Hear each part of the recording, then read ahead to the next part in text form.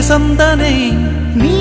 பாதி நான் பாதியாய் கோர்க்கின்ற பாசந்தனை காதல் என்று பேர் சூட்டியே